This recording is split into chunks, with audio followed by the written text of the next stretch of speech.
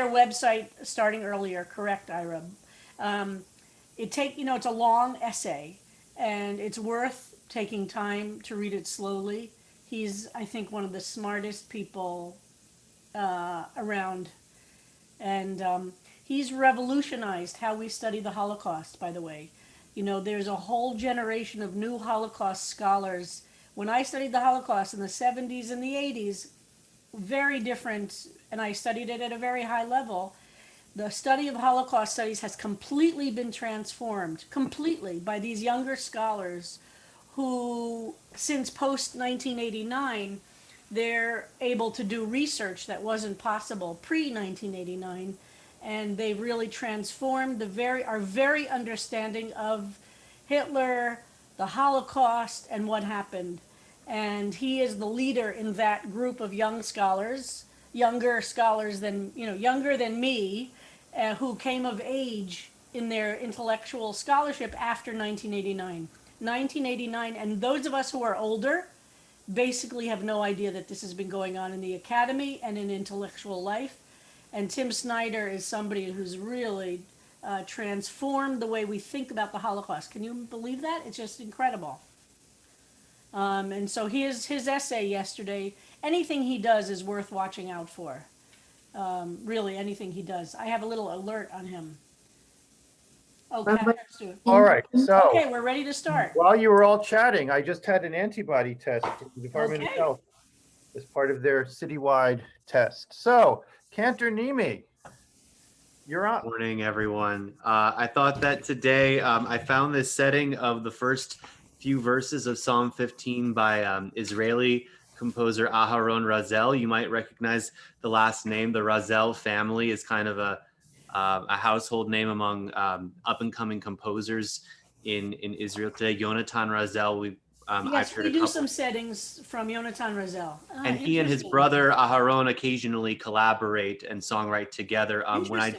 When I did my session on Psalm 27, I think I shared with you all, there was a video of Achat Sha'alti done by the whole Razel family. And then Yonatan's also written a setting of Et Panecha Avakesh from Psalm 27 that I think I shared on that day as well. But this is Aharon Razel's setting of the beginning.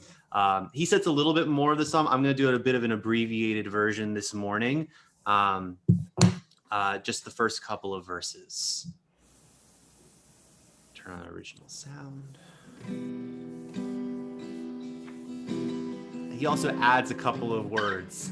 This little thing in parentheses where it says mi yagur u mi ya'aleh. That's not, the phrase mi yagur is in the song, but mi ya'aleh is not. And so he adds it, which I thought was fascinating.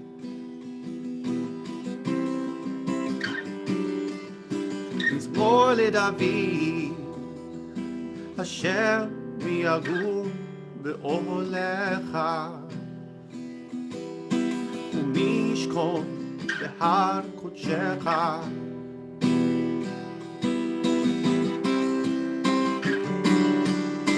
מזמור לדוד אשר יגור באוהלך וישכון בהר קודשך ומי יגור ומי יעלה תמים ופועל צדק ודובר אמת בלבבו. הולך תמים ופועל צדק ודובר אמת בלבבו.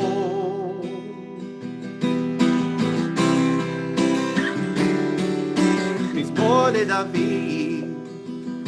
אשר מי יגור באוהלך ומי ישכון בהר קודשך ומי יגור ומי יעלה הולך תמים ופועל צדק ודובר אמת בלבבו. הולך תמים ופועל צדק ודובר אמת בלבבו. Wow, that is beautiful. Cantor Nimi, you know, Psalm 24 has a line that's often just kind of compared to or aligned with this psalm. And verse 3 of Psalm 24 is Mi Ya'aleh Bahar Adonai. I wonder if maybe that is the connection that he was So making. he's kind of quoting, because these two lines are often put together and discussed, and because one says Mi Yagor and Mi Ya'aleh, they're seen as being. So I wonder if he's actually quoting that psalm. So if you look at that Psalm 24 verse 3. So I wonder if that's Thank what you. he's No, I doing. appreciate that. Wow, that Very is, interesting. and that whole concept of who could sojourn or live, and then who could go up, you know, the question of that, beautiful. So thank you for that, gorgeous.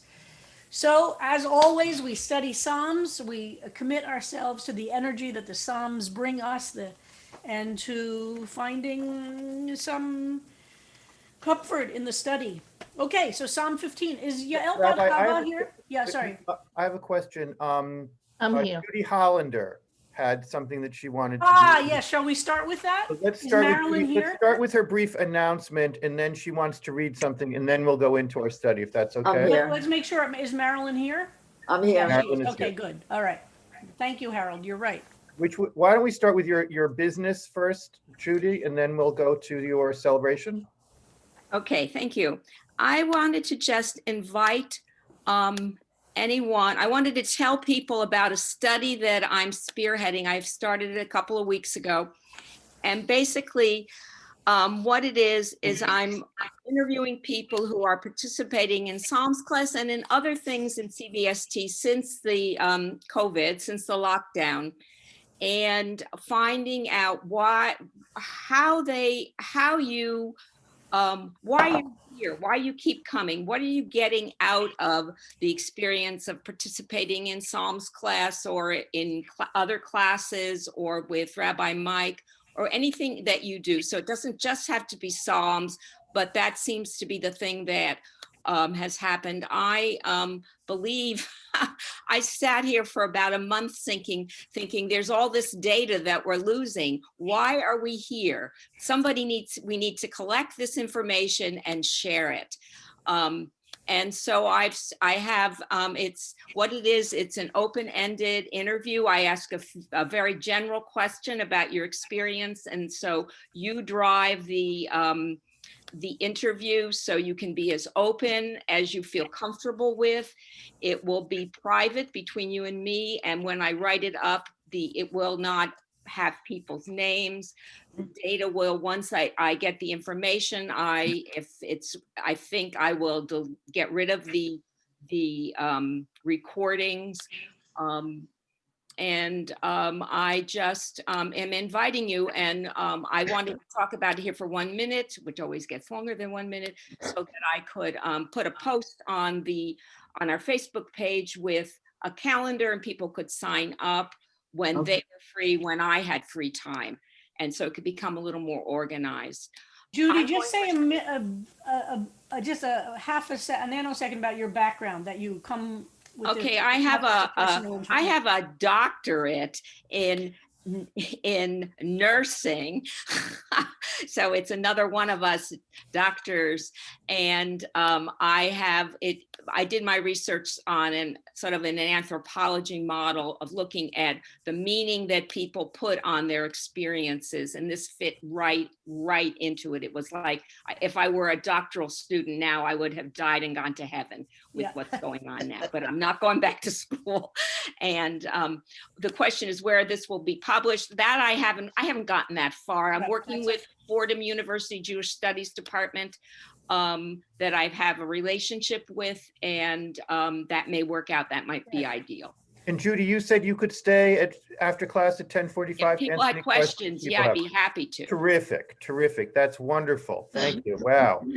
So now can we move to the celebration part of your moment in the sun, Judy? Yeah, okay. Co-Lieutenant Dr. Judith Hollander, yes? Yes, the left brain person anyway, Marilyn's having a birthday, and she, let me just figure, because I'm gonna need, yeah, go ahead.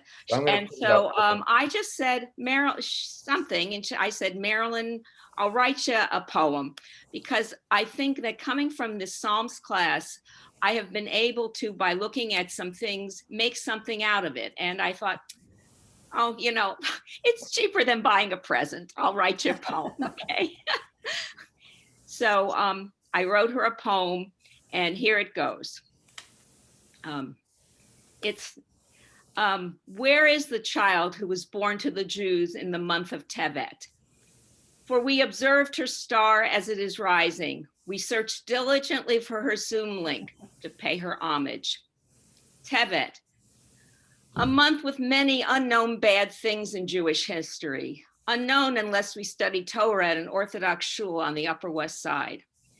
On the 5th day of Tevet, the people of Egypt learned of the destruction of the temple. On the 8th day of Tevet, the Bible was translated into Greek. On the 9th day of Tevet, Ezra died and prophecy stopped. On the 10th day of Tevet began the siege on Jerusalem. But on the 29th of Tevet, in the year 5708, Marilyn was born.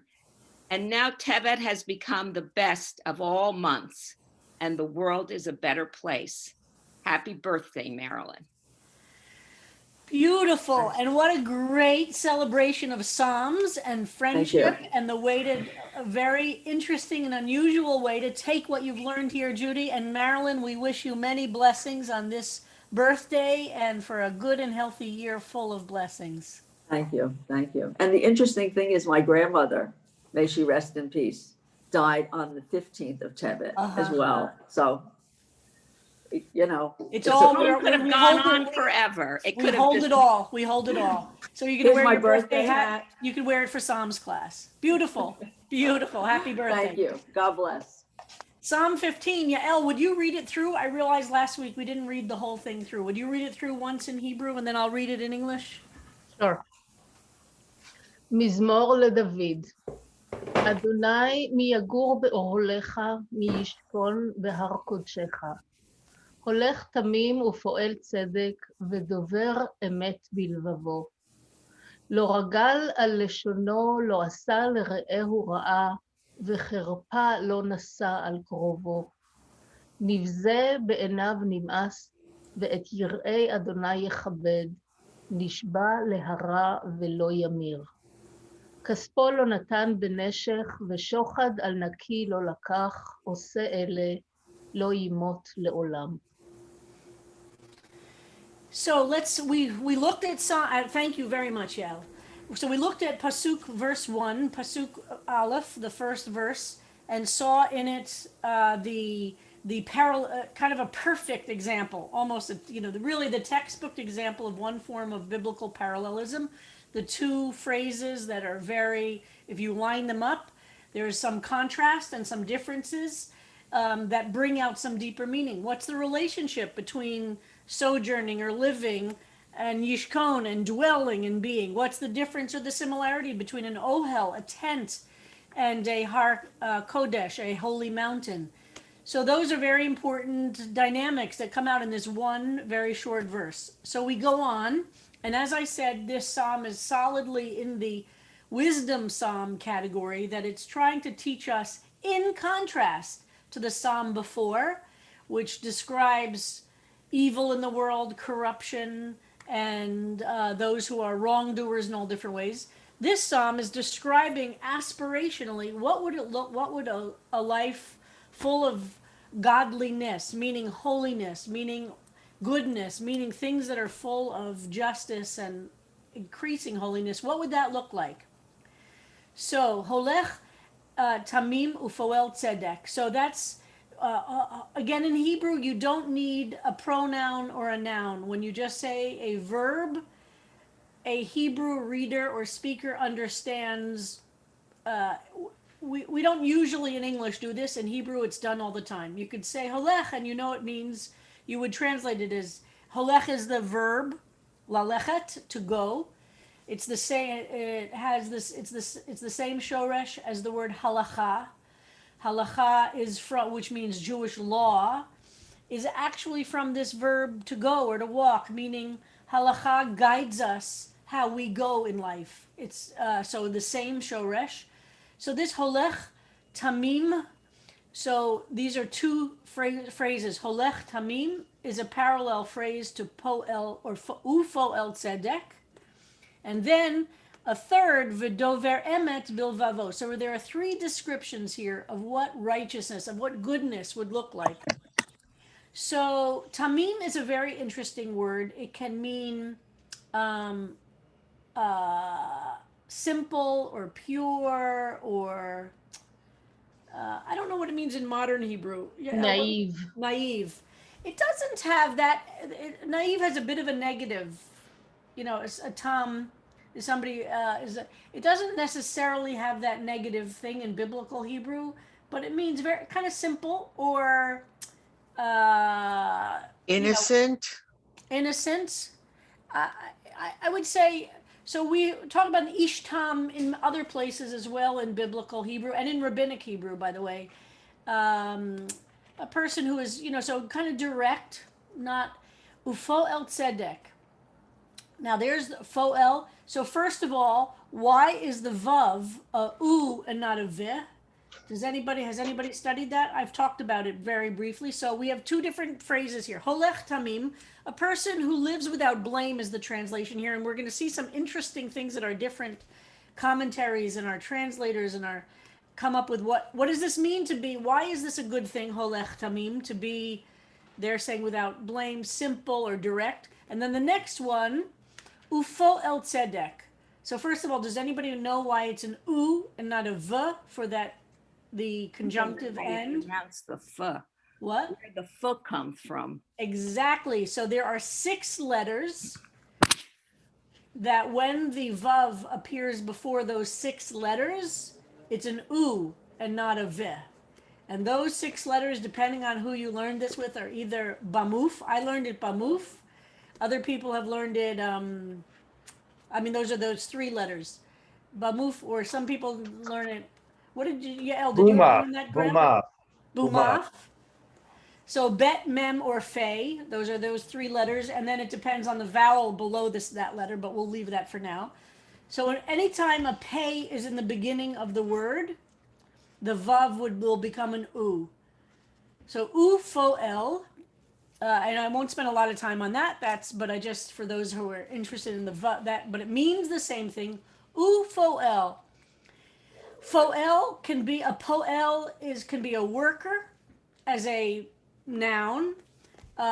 The word for verb itself is often when we talked about the binyanim, often uses this shoresh to make all the binyanim. So it can be a worker or it means something active. So somebody who actively does tzedek.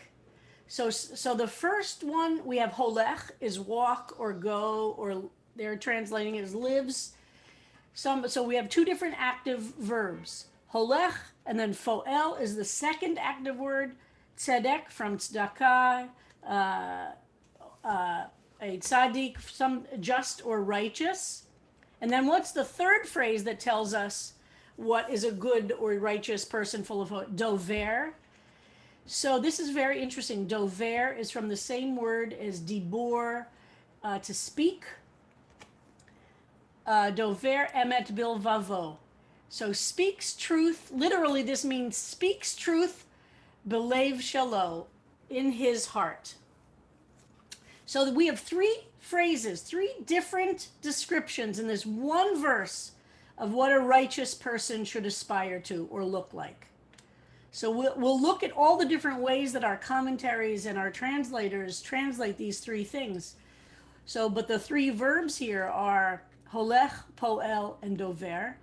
But notice it says, what does it mean to speak truth in your heart? How can you speak, right, in your heart? That's why the translation here isn't speaking, but this is in his heart acknowledges the truth. And boy, we can say a lot about that in our moment in history, right? So the 2 things, the first 2, how would we compare them? On one level, and we'll get to this, I just want to move through a few verses before I open it up. So the first two, one could say, are visible to other people, right? You could argue that somebody who is living in a just way or without blame or simply or transparently, somebody who actively does what's right will be visible on the outside. And then the third, dover emet bilvavo, is not necessarily visible on the outside. This is somebody who internally is trying to build holiness, not just how they act externally. All right, verse 3. More descriptions. Lo ragal al lishono. Now, the word ragal is an interesting word here because it means regular in some ways, or is used to, or does regularly. So this is saying lo does not regularly, not in a common way, al lishono, whose tongue is not given to evil. So that's very interesting. Again, this is about language. Lo asa, who has not done, another active verb, la asot, ayin sin hey, is it to do? Like a million words, like Oseh Shalom, we sing all the time, right? The prayer for Oseh Shalom is to make peace. So what is a righteous person? Does not, these are negatives. This verse 2 had a bunch of positives. Verse 2 has some negatives. These are things you don't do. It's not just about what you do in life that matters, that builds holiness. It's what things you restrain yourself from doing. So something about not doing negative things with with their tongue, speech. Lo asa l'rehu ra'a, and doesn't do bad things, ra'a, negative things, to one's neighbor or fellow here or friend. A lot to say about this. V'cherpa lo, again, another negative thing. Lo nasa, doesn't carry a cherpa. That's a complicated word. We're going to talk about that when we look at other translations. Al krovo. Again, so krovo in biblical parallelism is being parallel to neighbor. Krovo could mean a lot of different things. Somebody who is close. Literally, the word means somebody who is close. It can mean relatives in modern Hebrew, or it can mean people who are close by, and what that means exactly. Does it mean relatives? Does it mean just neighbors? But people who are nearby. So this is interesting, right? So these are the things that you shouldn't be doing in order to, so there's the first is the positive acts, then the second is the negatives. Let's stop there and just see if there are other comments about these two verses or questions or. Judy Hollander wants to know if ragal is the same root as regel for foot. That is a great. Resh Gimel I Lamed. bet you it is. I've never thought about that, Judy. Great. I bet you it is. I'd have to look it up. But it's certainly the same letters. And as I've said, not all words that have the same shoresh are related. You know, that we emphasize that when we begin learning the language, and then you have to unlearn. So, but maybe it does by the sense of, yeah, it's certainly the same letters. And there's a lot of comment on Tamim, the simple son in the good. Haggadah, and Job was described as Ish Tam, Yes. a blameless man. And then Susan Lipson says, I think in Leviticus, Tamim comes up all the time as unblemished when you're talking about a sacrifice. Yes, correct. Acceptable. Correct. So those were some of the things there. And I realized that Holech, that the very first line of the very first psalm we studied, which is also, I think, a wisdom psalm, which is Ashrei Ha'ish Asher Lo Halach. Beautiful. Oh, that just makes my heart sing that you make connections like that. Absolutely. Well, my project is to memorize all of them. I only memorized the first one, but at least even that gave me. That's fantastic. That's fantastic. Yes, the verb gets used a lot for the way one lives one life, going along, and that's why halacha is halacha. So the idea of how you go along, how you live, and again, if you remember back to Psalm 1, for those who are with us, Psalm 1 all does the same thing, gives us some of the negatives we shouldn't be doing as well as the positives, which is very interesting to realize there are things that might be natural to us, natural. We might be inclined to do, and some things we have to resist doing. And the Psalms and wisdom literature is doing both, giving us things we should actively do and things we should actively refrain from doing.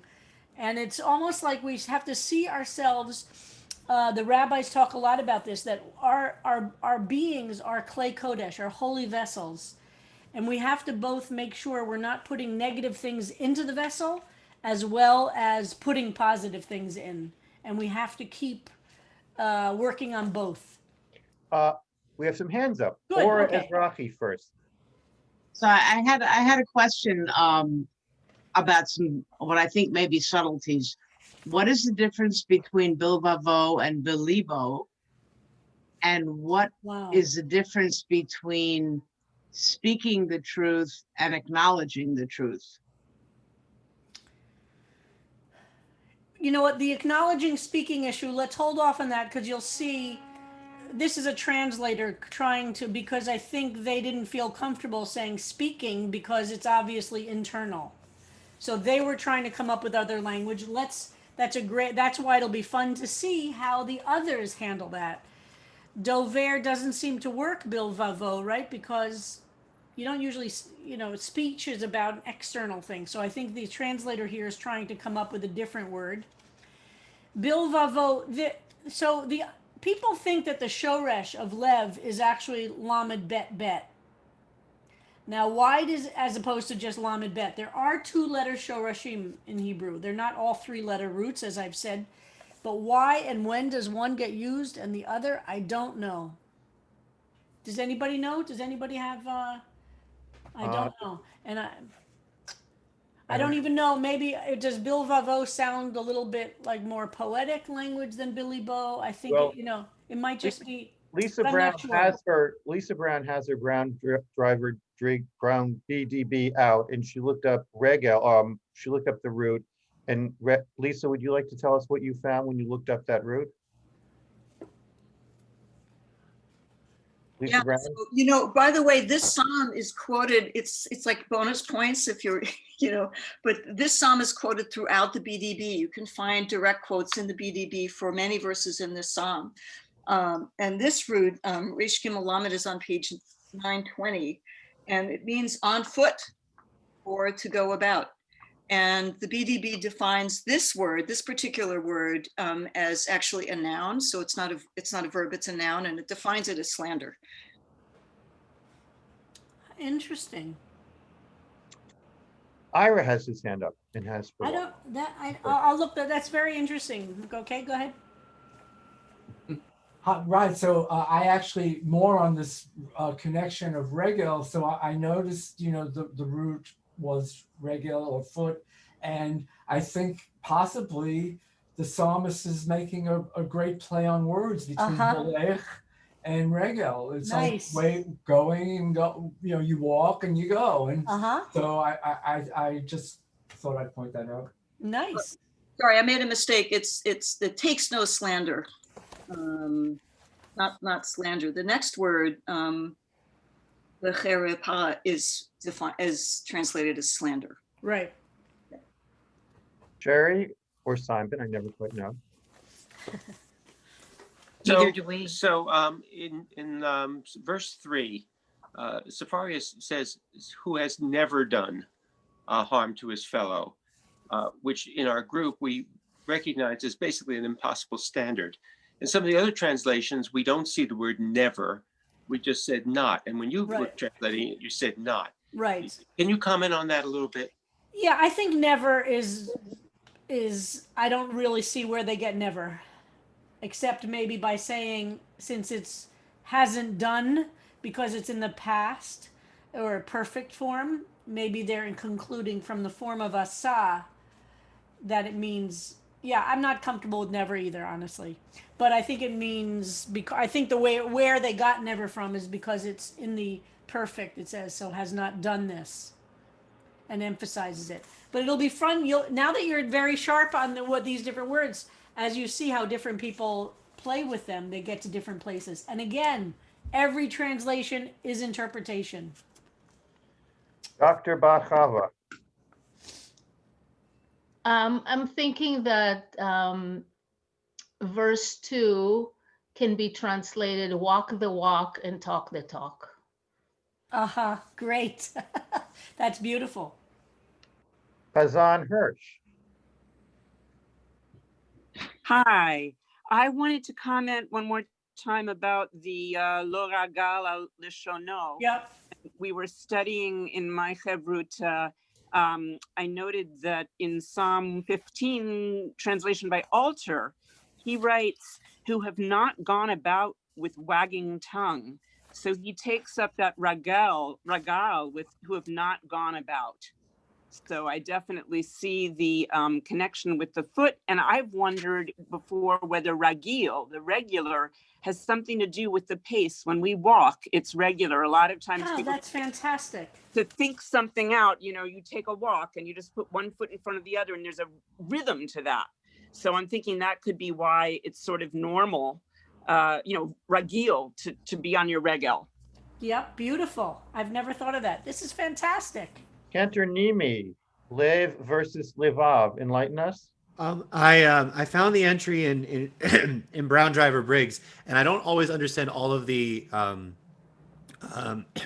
shortenings, all of the abbreviations in BDB, but it seems to be indicating that it might have to do with timing, that maybe different sources, J and E versus later sources, that might be some indication of the difference between the two variants of the words. It talks about how Levav first appears in Isaiah and certain strata of the E source. But do they say that the shoresh is actually Lamed Bet Bet? It does, and it gives Yeah. from Aramaic liba, and Yeah. It at least seems to be this dictionary at least it seems to think that it's Lamed Bet Bet as the root. Which is why it's Libo with a Dagesh in it, I think. I think so, yes. Right, yeah, because otherwise it would be Livo. Yeah, I think that's it. So it's actually a doubling, not a, yeah. Okay. Marcia great, Melnick has another connection with another text, Marcia. Okay. Yeah, I put it in the chat because this is talking about the individual in verse 2, what they do that, you know, allows them in a sense to be with God. But it doesn't really address the relationship to God.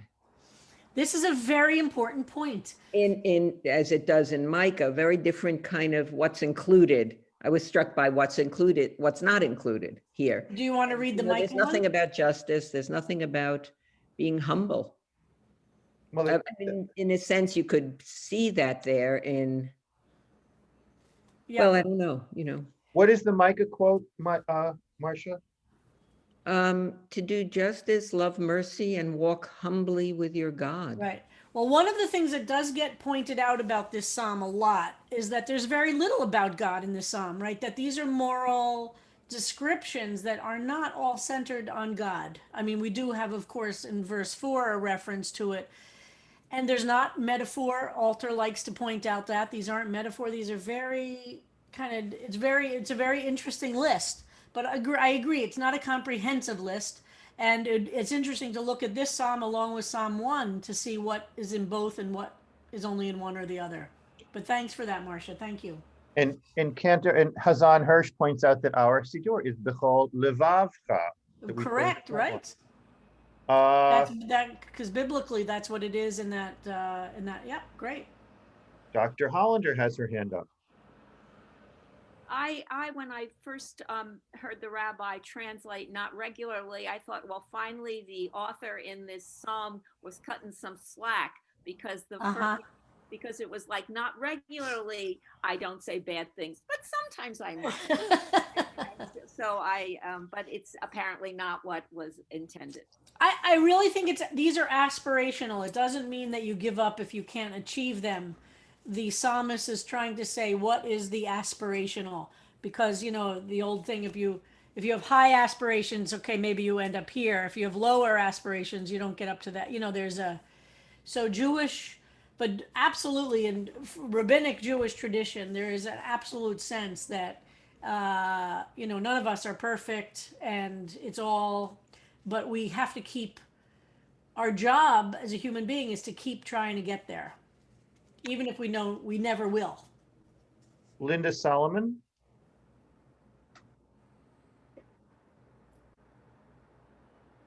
Linda? Are you here, Linda? Well, I'll go to Lisa Brown then while we wait for Linda to unmute Okay. her. Oh, sorry. Yeah. So, sorry for not being on camera. So I'm really fascinated by this verse because I think it really builds up. And I put my own little personal translation in here, which, you know, I think it says that one does not go about upon his tongue, doesn't do to his friend evil and slander. He does not carry to a close one. And I think the close one is people that you really know something about. I mean, you could really know something about people that you know well. And it's just, yeah, I mean, I think it just builds to that one pursuit just builds to a climax. Yep. Beautiful. Thank you. Adria. Thank you. This is a little bit off track here, but I can't read this psalm without thinking of Psalm 12 and the contrast.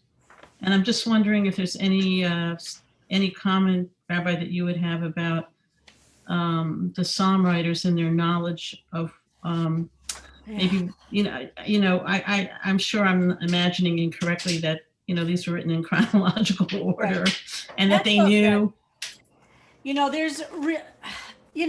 we have no evidence that they were written in the order in which we have them, which doesn't mean they weren't, but we have no evidence that they were. Hello. And there are people who spend a lot of time talking about the relationship of the Psalms and where they are. I'm not convinced by that, but it doesn't mean we shouldn't get meaning out of it. Look, I agree with you about 12 and 13 and 14. All, I think, are in contrast to 15, and I think and there are some Rashi actually in different places talks about how the belief was that some psalms were once together and then they're separated, or that they are responding to each other, because for Rashi, absolutely, they are in the order they are in, and the order itself has meaning. And that's okay with me.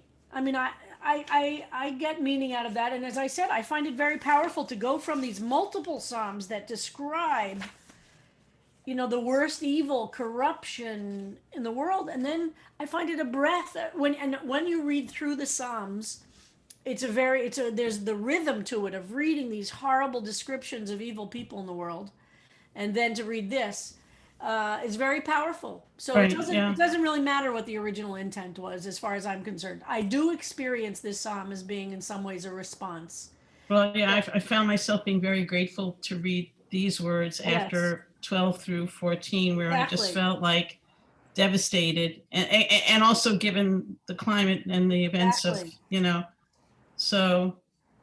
And that just because evil exists and we can identify it, so doesn't mean our job is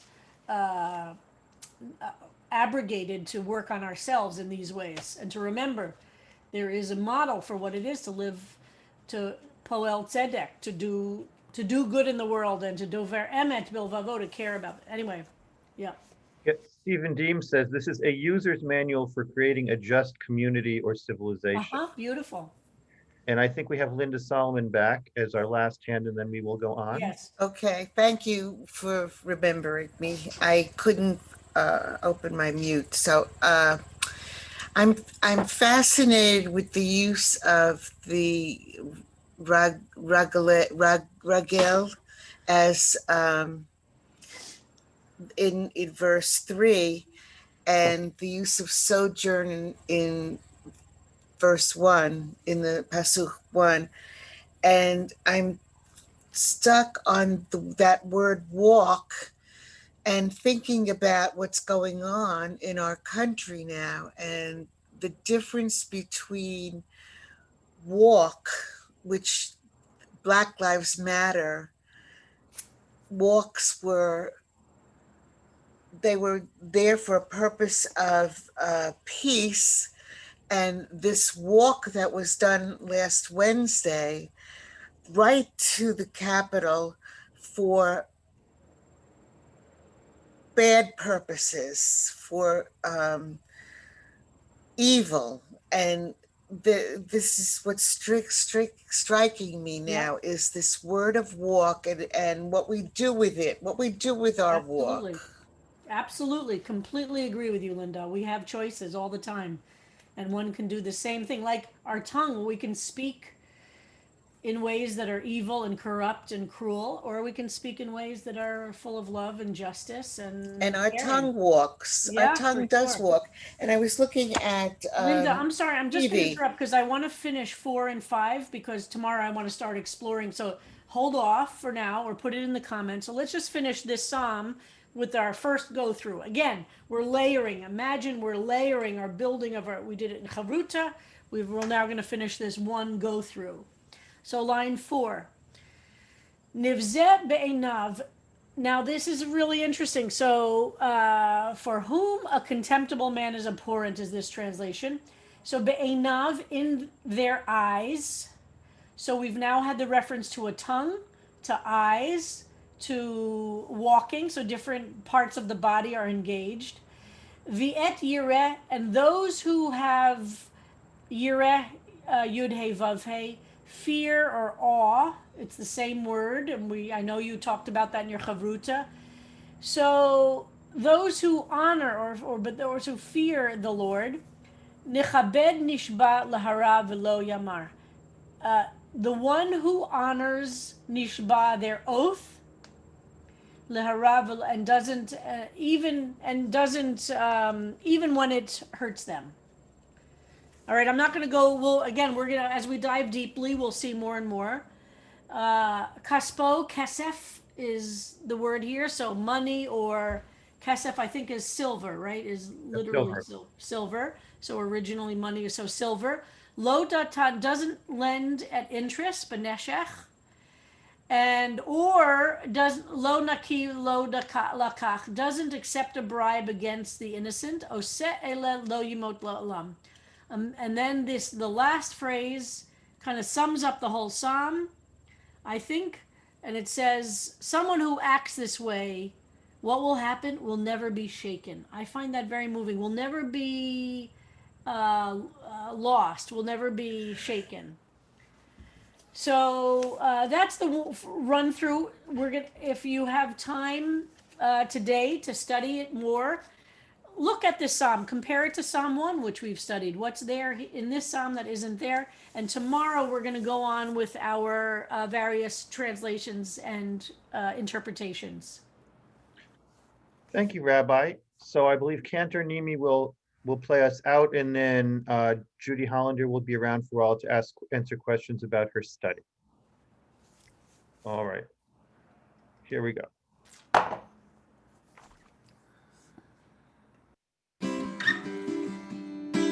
מזמור לדוד, אשר יגור באוהלך,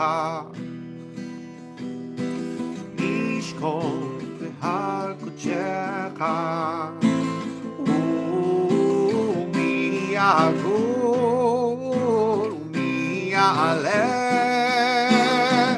הולך תמים ופועל צדק ודובר אמת בלבבו, הולך תמים ופועל צדק ודובר אמת בלבבו.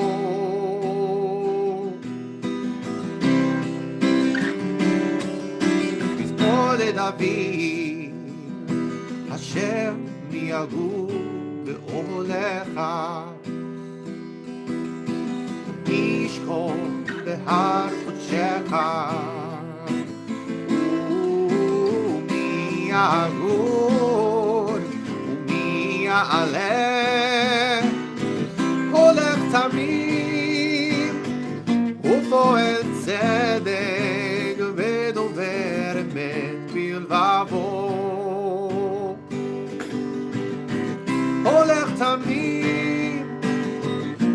ופועל צדק ודובר אמת בלבבו.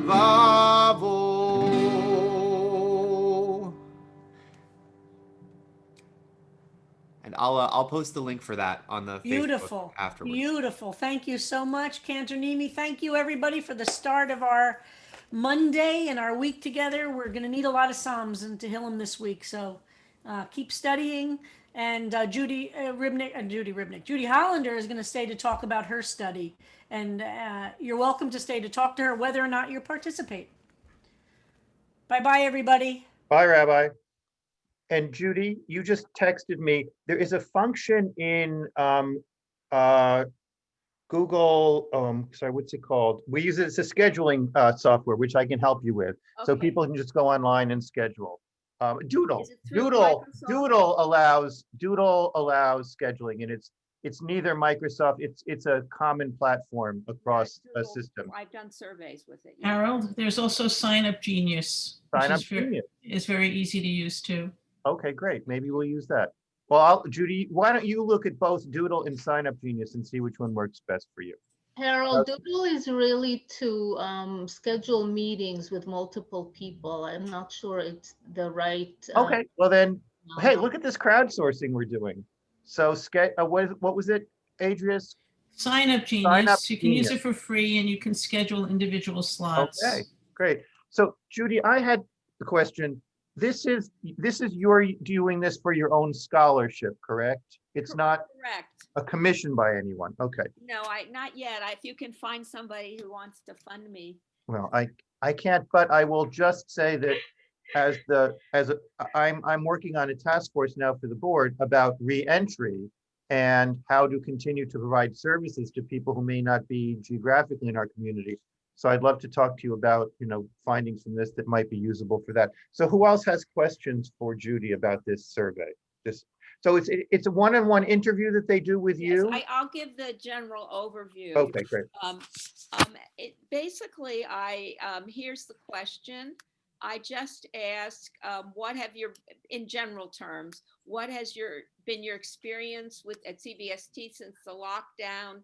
Why are you doing this, and what does it mean to you? What have you gotten from it, or why do you continue to come? That's the overview, very simple question. And then from then, if need be, I'll get into more details because we tend to speak in general terms, like words like spirituality, which mean really nothing unless you know what it means for that person. So sometimes it needs a little more drilling down.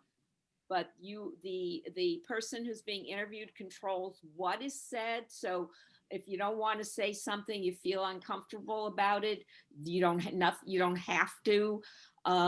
You can. I'm not going to share either. Nothing's going to be shared associated with your name. The interview, I've done about 10 to see if first I did it just to see if there's anything out there.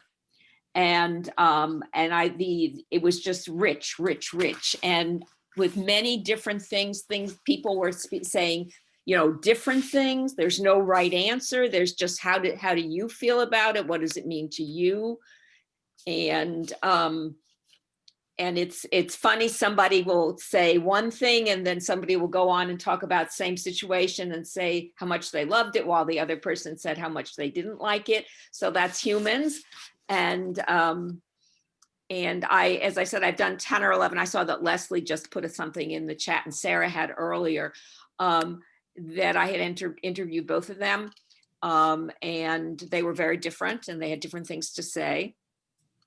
Judy, is this done on Zoom or FaceTime? No, I'm doing it on Zoom because I can record it, because then I have to go over, because I also have a cognitive construct in my head, and I'll hear what I want to hear. I don't mean want to, but I'll hear what I need to hear. So I want to know what you said, not what I think you said. So I have to go over it afterwards, and I'll type out the main themes, maybe type out the whole thing, depends on how fast I can type and if I live long enough. And so Marcia asked about the length of the interviews. Did you say 45 minutes? I've had them from 45 minutes to an hour and a half. It's all up to the, what goes on in the interview. And the other thing is that there may be a time because you've said something and I've understood, I thought I understood it, and I go back and I go over the content, I go over the text, and I don't know what you meant, and I may have to seek you out to clarify something. What's the time frame? Like, how long are you going to be doing this? I don't know, Cindy. That was the thing. This is great if I were a doctoral student. This would be really good. It really is a good project for somebody doing research where they need it to. So that's why I contacted Fordham. Yeah, I think, Judy, the challenge is going to be how you're going to summarize things. Because it's very, very hard from a free-flowing interview to begin to categorize. I understand. Themes. That's how I did my dissertation. I've also been in communication with my chair, who's a contemporary, and she was one who said that she thought it was an interesting idea too, and she can't help but give me some suggestions. Judy, I don't know if you're monitoring chat that Mickey Dickinson said. I also have access to academic databases. I work in a college if you need any literature, if you need research help. And so Andrea says, if you're not on Facebook, can you still participate? Absolutely. We'll send out an email to everybody. This will be ongoing for a while, and we'll make sure that anybody who wants to participate gets the link. We'll put it in chat here. We'll email you. We'll put it in Facebook. Will people who participate get to see your write-up at the end of the project? Oh, yeah, I'm hoping that more than just us can see I hope somebody will want to publish it. I haven't gotten that far. This was something that I got the idea about a month and a half ago. But no, I had the idea longer. And then one day I decided I had to act on it because I kept looking at this Zoom screen and thinking, there is all this data out there and it's getting lost. This is a remarkable thing that we're doing. Somebody needs to capture it in some way. And so when you're done, can you present your data in the form of a psalm and we can share it during offerings? My 5-line psalms, you'll be 5-line psalm, or maybe either a video, you can dance your results to us, sing your results to us. And so everybody, just by the fact that they're here in the Psalms class, is a subject for your research. Some of the people here are in more than one class, and you're going to the other classes too? No, I am basically, sometimes I'm getting people who are related to people who are in the Psalm class. Okay. And I suspect that this is the largest number because like Rabbi Mike's class, well, I could get people who just go to the like the Facebook things. I hadn't. I thought this is, sort of a captive audience in a way. Sarah Hirschon has her hand up. Sarah? Sarah? Yeah, can you hear me? Yes. Yeah. Yes. Okay, I have a quick question. In terms of data privacy and anonymous, because you briefly. I lost, you just, it's so private, Sarah, we can't hear you. Sorry.